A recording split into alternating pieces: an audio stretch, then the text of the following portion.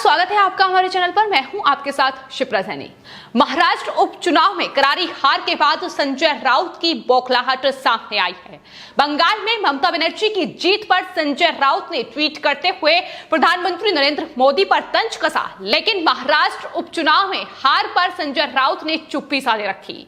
आपको बता दें, संजय राउत ने ममता बनर्जी की जीत पर ट्वीट करते हुए प्रधानमंत्री नरेंद्र मोदी पर तंज कसा, लेकिन शायद ये ट्वीट करते हुए शिवसेना प्रवक्ता संजय राउत ये भूल गए कि महाराष्ट्र में महाविकास आघाड़ी सरकार को आज एक बड़ा झटका लगा है। एक जो सीट है वो उनके हाथों से खिसक चुकी है और बीजेपी ने जीत का परचम महाराष्ट्र उपचुनाव में लहरा दिया है। आपको बता दें, महाराष्ट्र की पंढरपुर मंगलवेद विधानसभा सीट पर उपचुनाव हुआ था, जिसमें बीजेपी ने अपना कब्जा जमा लिया है। बीजेपी उम्मीदवार की वहां से जीत हुई है, लेकिन किस तरीके से संजय राउत महाराष्ट्र में अपनी स्थिति को भूलकर बंगाल में जीत का जश्न मना रहे हैं और जाहिर तौर पर निशाना प्रधानमंत्री पर साधने की कोशिश है, लेकिन संजय राउत को गौर महाविकास आघाड़ी सरकार पर करना चाहिए, जो लगातार महाराष्ट्र में ध्वस्त होती नजर आ रही है और कभी भी सरकार गिर सकती है। ये हालात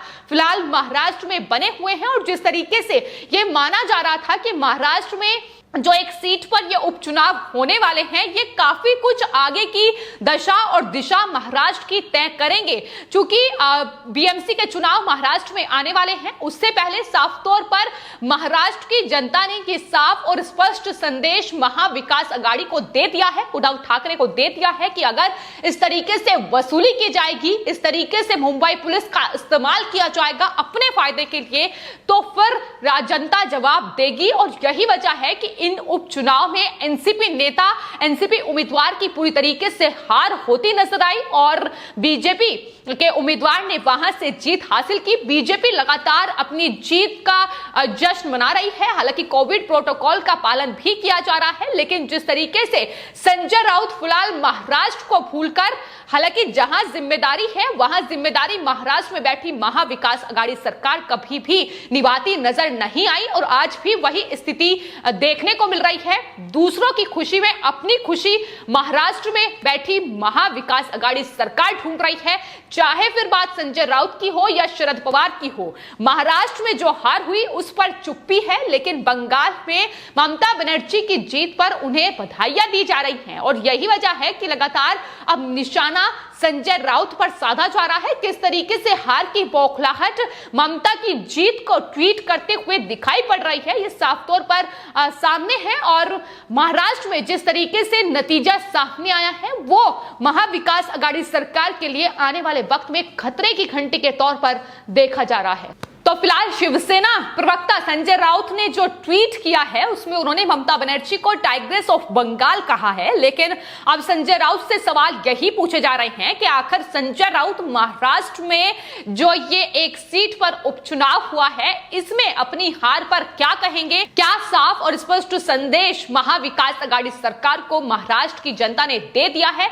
जाहिर तौर पर लगातार जिस तरीके की स्थिति महाराष्ट्र में बनी हुई है, हर रोज ये महाराष्ट्र में बैठी जुगाड़ू सरकार महाविकास आघाड़ी सरकार पर खतरे के जो बादल है वो मंडरा रहे हैं। हर रोज कहीं ना कहीं एक नया खतरा महाविकास आघाड़ी सरकार में आ जाता है और फिलहाल कोरोना के मद्देनजर कहीं ना कहीं ये जो सरकार है ये बची हुई है, लेकिन जिस तरीके से सीबीआई, एनआईए और जाहिर तौर पर तमाम जांच एजेंसियों की जो तलवारें हैं वो इस सरकार पर लटकी हुई हैं और जिस तरीके से बड़े पैमाने पर वसूली का टारगेट इनके नेताओं और मंत्रियों की तरफ से वसूला गया है, उसका जवाब भी महाराष्ट्र की जनता ने इन चुनाव में दे दिया है। तो जो बीएमसी में जीत का सपना लेकर शिवसेना, एनसीपी और कांग्रेस पार्टी बैठी हुई है, उसे एक बड़ा झटका इन चुनावों के नतीजों से जरूर लगा है। तो फिलहाल महाराष्ट्र में एक सीट पर जो उपचुनाव हुआ उसका नतीजा बीजेपी की जीत और महाविकास आघाड़ी सरकार की हार को बयां कर रहा है, लेकिन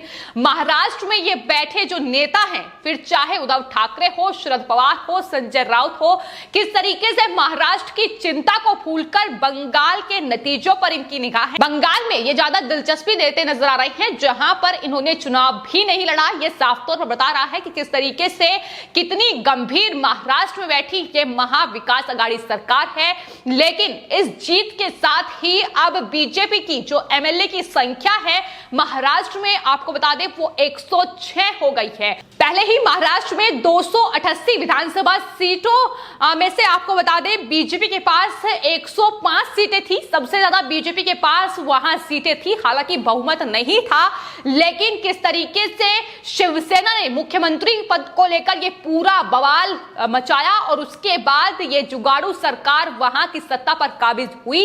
लेकिन इस बीच किस तरीके से गठजोड़ की कोशिश भी की गई, किस तरीके से राष्ट्रपति शासन लगा, ये 2019 में हम सबने देखा। लेकिन फिलहाल बीजेपी अभी भी सबसे ज्यादा विधानसभा सीटें उनके पास हैं और जाहिर तौर पर कहीं ना कहीं इस मौके को भुनाने की पूरी कोशिश बीजेपी की ओर से कई बार की जा चुकी है। फिलहाल जिस तरीके से वसूली के ये खतरा लगातार महाविकास अघाड़ी सरकार पर मंडरा रहा है और खासतौर पर इनके नेताओं का नाम सामने आ रहा है। सीबीआई से लेकर एनआईए की जांच की तलवार इन पर लटकी हुई है, लेकिन कोरोना के मद्देनजर कहीं ना कहीं अभी बसते नजर आ रहे हैं। लेकिन आने वाले वक्त में सरकार किसी भी वक्त महाराष्ट्र की जा सकती है, इसका आकलन नहीं किया जा सकता है कि आखिर कब।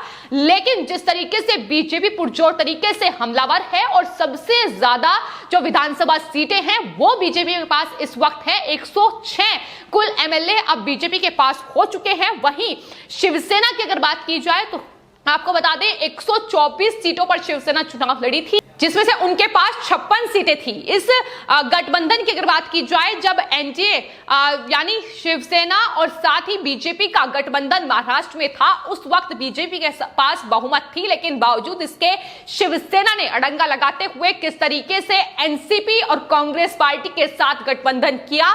ये दो पार्टी जो वैचारिक जो कहीं ना कहीं मतभेद हैं इनमें सामने देखने को भी मिले हैं, वैचारिक जो लड़ाई है वो लगातार सामने आई है, लेकिन बावजूद इसके किस तरीके से सिर्फ और सिर्फ बीजेपी के विरोध में जाने के लिए उन्होंने गठबंधन किया, सरकार बनाई, उद्धव ठाकरे मुख्यमंत्री बने। लेकिन जिस तरीके से लगातार इस पूरी सरकार के कारनामे सामने आते गए, फिर चाहे वो पालघर में साधुओं की हत्या का मामला हो या फिर सुशांत सिंह राजपूत केस हो, दिशा सालियान हो, ये तमाम ऐसे मुद्दे रहे हैं जिस पर महाराष्ट्र में बैठी महाविकास अघाड़ी सरकार फिरती नजर आई है।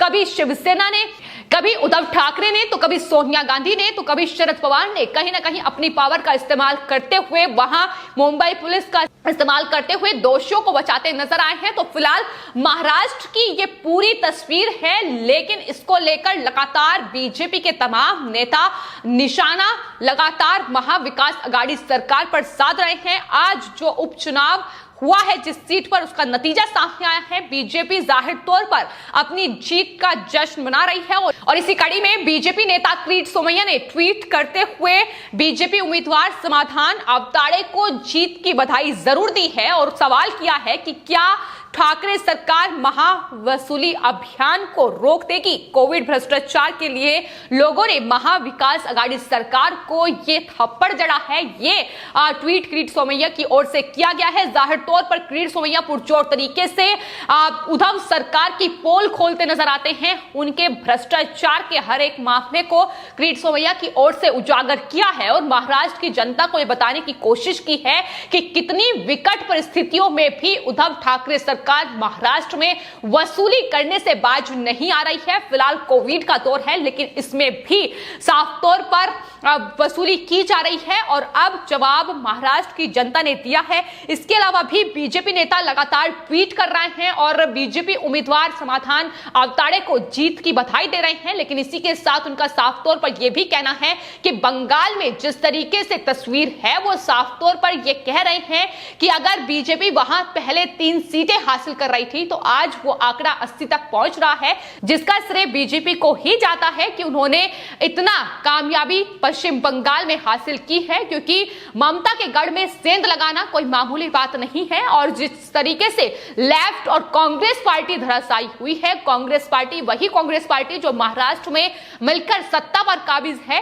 याद ये भी शिवसेना को दिलाया जा रहा है कि दरअसल शिवसेना कांग्रेस पार्टी का हिस्सा है, लेकिन वो तृणमूल कांग्रेस की जीत पर ज्यादा खुश हो रही है। आखिर इसका क्या जवाब संजय राउत देंगे, ये सवाल भी उनसे पूछा जा रहा है। वहीं आपको बता दें, बीजेपी लीडर पूनम महाजन का ट्वीट भी इस जीत को लेकर सामने आया है। उन्होंने ट्वीट करते हुए लिखा है कि बीजेपी की जो जीत हुई है वो बता रही है कि किस तरीके से महाराष्ट्र की जनता ने एक बार फिर से भरोसा बीजेपी पर जताया है। देवेंद्र फडणवीस और CR पाटिल को उन्होंने टैग करते हुए लिखा है कि दरअसल जीत का श्रेय इन्हें ही जाता है। जाहिर तौर पर यह लगातार कोशिश बीजेपी की रही है कि किस तरीके से महाराष्ट्र में महाविकास आघाड़ी सरकार, जिस तरीके से ये जुगाड़ू सरकार महाराष्ट्र की सत्ता को चला रही है, उसे किस तरीके से ध्वस्त किया जाए। कोशिशें लगातार तेज हैं।